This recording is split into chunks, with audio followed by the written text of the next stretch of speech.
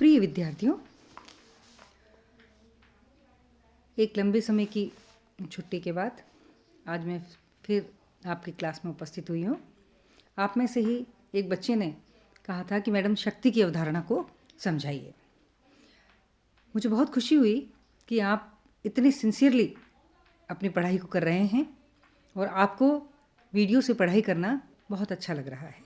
इसी तरह से यदि आपको कोई समस्या हो तो आप बिल्कुल कह सकते हैं। आपके अनुसार जो भी टॉपिक आपको पढ़ना है उसको मैं विस्तार से समझा दूंगी। देखिए, आपकी राजनीति विज्ञान के अंदर हमने समानता और स्वतंत्रता की अवधारणा को देखा। इसी के साथ एक महत्वपूर्ण अवधारणा हमारी है शक्ति की अवधारणा, है ना। जैसा कि कौटिल्य कहते भी हैं कि समस्त सांसारिक जीवन का मूल आधार दंड या शक्ति है। आपने आपके पहले पेपर में कौटिल्य की दंड की धारणा को भी पढ़ा होगा। तो आप राजनीति विज्ञान के अंदर अगर देखें तो इसके अध्ययन के अंतर्गत ये आवश्यक हो जाता है कि हमारे द्वारा मानव के सार्वजनिक व्यवहार को निर्धारित करने वाले और राजनीतिक व्यवस्था को प्रभावित करने वाले तत्वों का अध्ययन किया जाए, और यदि यथार्थवादी दृष्टिकोण अपनाया जाए तो इस संबंध में जो तत्व सबसे ज़्यादा उभर कर सामने आता है वह कौन सा है? शक्ति है। हम प्रारंभिक काल से अगर देखें तो अब तक राजनीति विज्ञान के विद्वानों द्वारा शक्ति के महत्व को स्वीकार किया जाता रहा है, और भारत में राजनीति विज्ञान के जनक कौन थे? कौटिल्य। उन्होंने दंड शक्ति, जो कि शक्ति का ही पर्याय है, को राजनीति का मूल आधार माना था, है ना। और एक स्थान पर अभी जैसा कि मैंने पहले ही कहा है, उन्होंने कहा भी है कि समस्त सांसारिक जीवन का मूल आधार क्या होता है? दंड या शक्ति है ना। और इसी के अंदर आप ये देखिए कि बेकर भी कहते हैं कि राजनीति को शक्ति से कभी अलग नहीं किया जा सकता है, और कैटलिन तो राजनीति विज्ञान को शक्ति का ही विज्ञान मानते हैं। तो राजनीति विज्ञान में जो शक्ति की धारणा है उसको क्यों समझा जाता है? क्योंकि जैसा कि लॉर्ड एक्टन कहते हैं कि शक्ति भ्रष्ट करती है और निरंकुश शक्ति है, मतलब किसी के पास अगर शक्ति आ जाती है तो वो भ्रष्ट कर देगी, और निरंकुश शक्ति है जिसके ऊपर कोई अंकुश नहीं है वो पूर्णतया भ्रष्ट कर देती है। तो हमारे मन और मस्तिष्क में शक्ति के प्रति एक दुर्भावना उत्पन्न हो जाती है कि ऐसी क्या है शक्ति, है ना। तो वस्तु स्थिति यह है कि शक्ति तो सामाजिक व्यवस्था के लिए बहुत आवश्यक है, और शक्ति के बिना किसी भी प्रकार की सामाजिक व्यवस्था की कल्पना नहीं की जा सकती। केवल शक्ति की अति या शक्ति के दुरुपयोग के साथ ही भ्रष्टाचार को जोड़ा जा सकता है। इसी प्रकार एक नैतिक धारणा के रूप में सत्य में जयते नितांत औचित्यपूर्ण विचार है, और मानवीय जीवन में हमारा आदर्श यही होना चाहिए। लेकिन वस्तुस्थिति क्या है कि सत्य के पीछे शक्ति का बल होने पर ही उसकी विजय की आशा की जा सकती है ना। हम कहते हैं कि सत्य में विजयते, लेकिन सत्य के पीछे जब शक्ति होती है तभी विजय है। जैसा कि पास्कल ने इस आधार पर न्याय और शक्ति के संयोजन की आवश्यकता के विषय पर भी अपने विचार व्यक्त किए थे। तो आज हम देखते हैं शक्ति का अर्थ क्या है।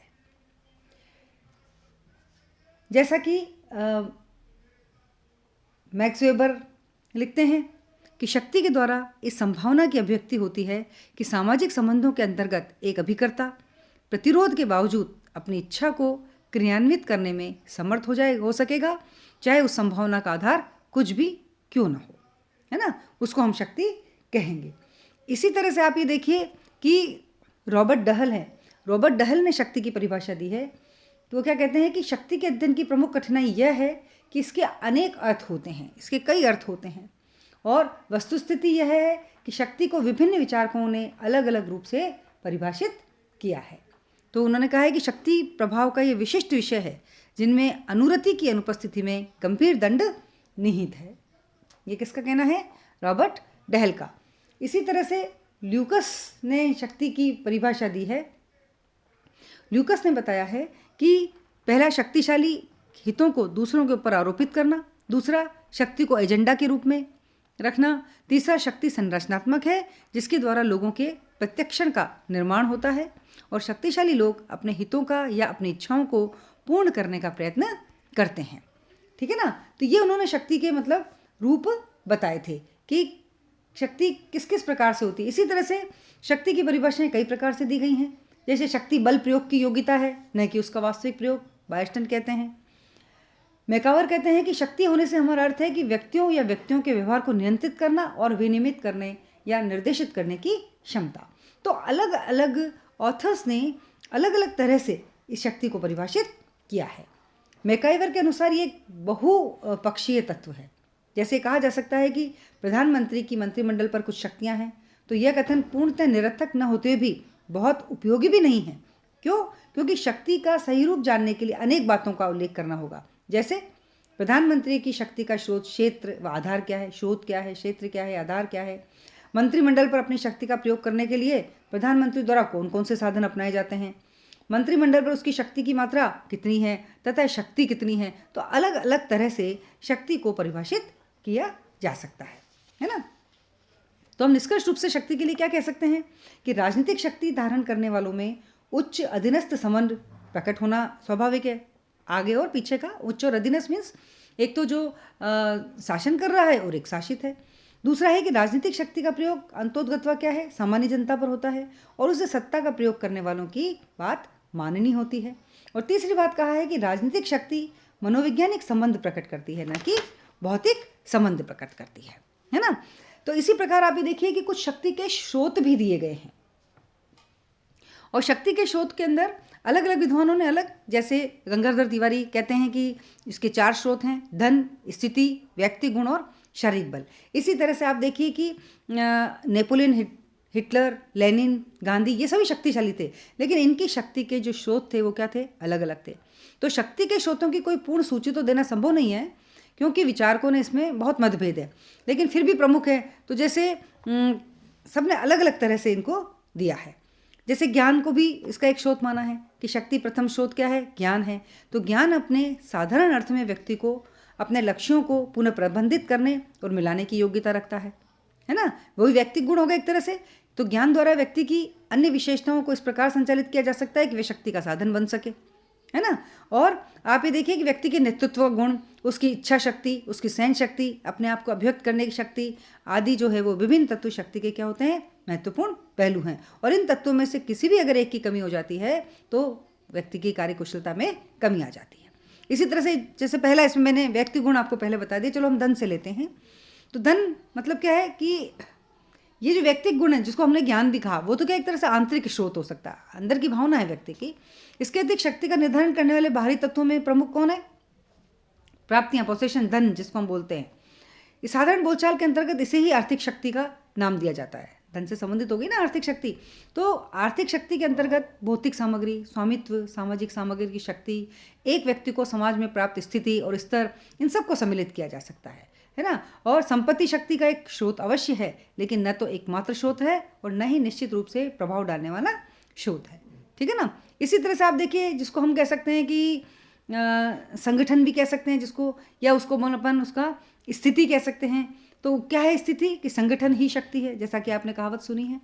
तो विभिन्न प्रतिद्वंदितापूर्ण इकाई आपस में मिलकर क्या बना लेती है, संघ बना लेती है, जो उनकी शक्ति को कई गुना बढ़ा देती है। और आधुनिक युग के मजदूर संघ तथा व्यापारिक संघ इसके उदाहरण हैं। तो शक्ति की दृष्टि से सबसे बड़ा संघ स्पष्टतः क्या होता है, राज्य ही है। और इसका एक प्रमुख कारण राज्य का सर्वाधिक संगठित रूप, उसकी स्थिति क्या है। इसी तरह से आकार, शारीरिक बल, इसको भी हम इसमें लेते हैं कि अनेक प्रकार से आकार को शक्ति का परिचायक मान लिया जाता है।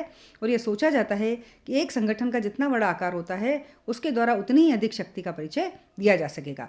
तो आकार के साथ यदि संगठन का मेल हो तो ऐसा होता है, लेकिन सभी परिस्थितियों में ऐसा नहीं हो सकता।